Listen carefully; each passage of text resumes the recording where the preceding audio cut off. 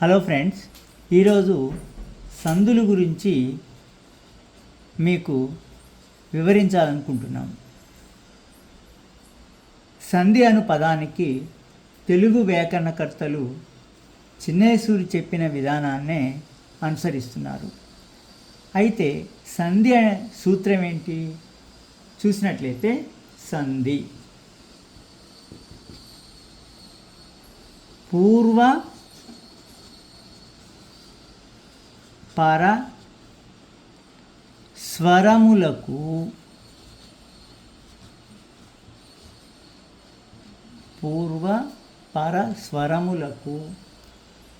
పర స్వరం ఏకాదేశం బహుట. ఏకాదేశం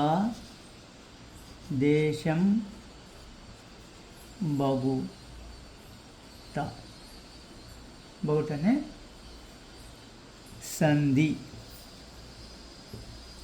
సంధి అని అంటారు.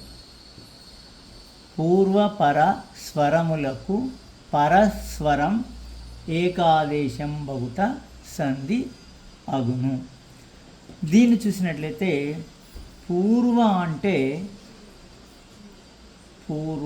అంటే మొదటి పదం.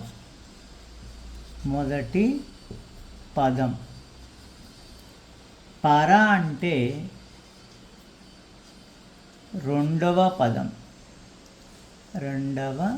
పదం. స్వరముల కంటే స్వరములకు అంటే అచ్చులకు అని అర్థం.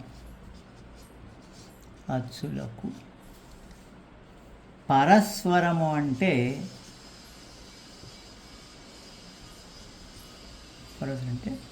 రెండవ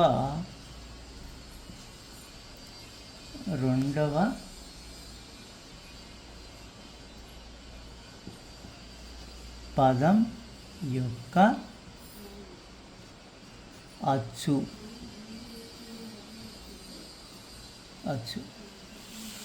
ఏకాదేశం బహుట. ఏకాదేశం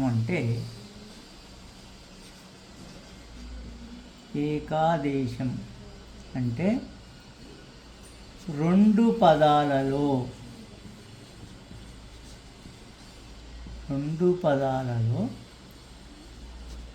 రెండవ పదం అచ్చు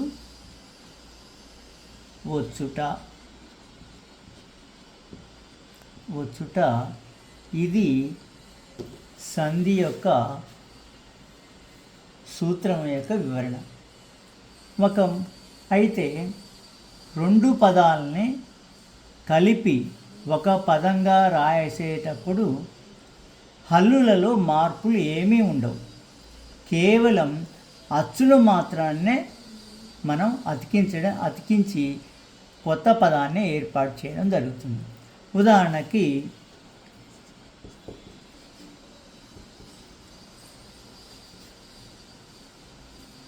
పుట్టిన ప్లస్ ఇల్లు. పుట్టిన అనే ఒక పదము, ఇల్లు అనేటువంటి ఒక పదం ఉంది. పుట్టిన అనేటువంటి పదాన్ని పూర్వపదం అంటారు. ఇల్లు అనేదాన్ని పరపదం అంటారు. పూర్వపదములో చివరక్షరమైనటువంటి నాలో ఉన్నటువంటి నా అక్షరములు ఉన్నటువంటి ఆకారము ప్లస్ పరపదములో ఉన్నటువంటి మొదటి అచ్చు అయినటువంటి పరపదంలో మొదటి అక్షరమైనటువంటి ఈ అనే అచ్చు, ఈ రెండింటి మధ్యనే సంధి జరుగుతుంది.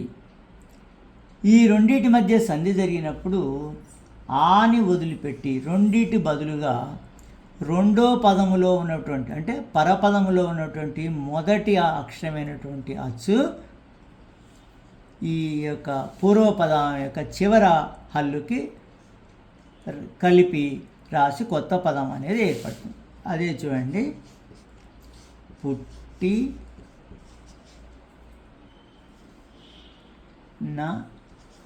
లు అంటే ఏంది? ఈ యొక్క గుర్తు ఏంటిది? గుడి. ఈ గుడిని ఈ యొక్క నాకి తగిలిస్తే అప్పుడేమైంది? పుట్టినిల్లు అనేది ఏర్పడింది. ఈ విధంగా సందులలో పూర్వపదము యొక్క చివరక్షరములో ఉన్నటువంటి అచ్చుకు పరపదములో ఉన్నటువంటి మొదటి అక్షరమైనటువంటి అచ్చుకి ఈ రెండు కలిసి ఈ రెండిట్లో పరపదంలో ఉన్నటువంటి మొదటి యొక్క అచ్చు ఈ యొక్క పూర్వపదం చివరి అక్షరంలో ఉన్నటువంటి హల్లుకి జాయింట్ అయ్యి అప్పుడు కొత్త పదం అనేది ఏర్పడింది. పుట్టినిల్లు అనేటువంటి పదము ఏర్పడింది. పుట్టిన ఇల్లు అనేటువంటి రెండు పదాల బదులు ఒకే పదంగా పుట్టినిల్లు అనేటువంటిది ఏర్పడింది. ఉదాహరణకి ఒక సంధిని తీసుకున్నట్లయితే ఉకార సంధి. ఉకార సంధి దీనికే ఉత్వ సంధి అని కూడా అంటారు.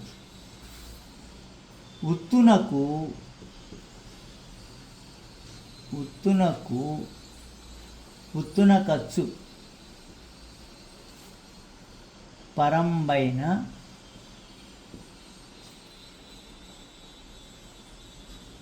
పరంబైన ఉత్తునకచ్చు పరంబైన సంధి అగును.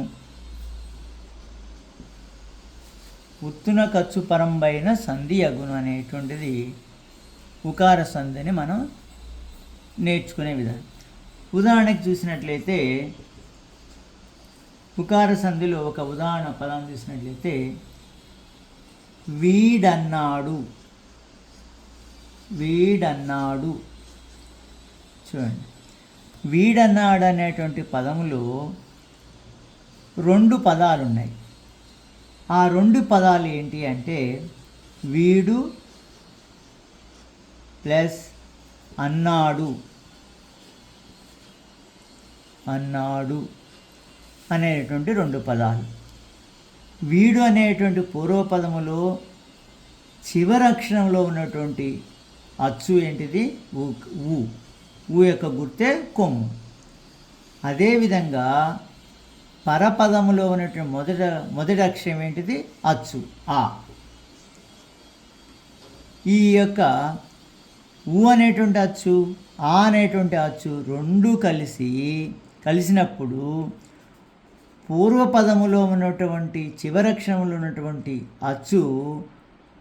అచ్చుని వదిలివేసి పరపదములో ఉన్నటువంటి మొదటి అచ్చునే మనం తీసుకొని పదాన్ని రాసుకుంటే కొత్త పదం అనేది ఏర్పడుతుంది. అదే వీడన్నాడు.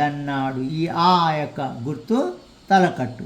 ఈ తలకట్టు దీన్ని పెట్టేసి మిగిలిన అన్ని హల్లులు యథావిధంగా రాస్తే ఏమవుతుంది? కొత్త పదం అనేది ఏర్పడుతుంది.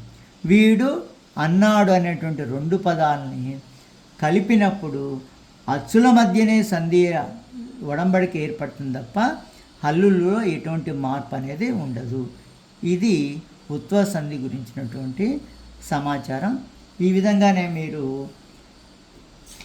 ఇంకా మిగిలిన సంధులు కూడా నేర్చుకోవడానికి ఇది సహకరిస్తుంది. మా యొక్క ఛానల్ చూసి మీకు నచ్చినట్లయితే లైక్ చేయండి, షేర్ చేయండి, సబ్స్క్రైబ్ చేయండి.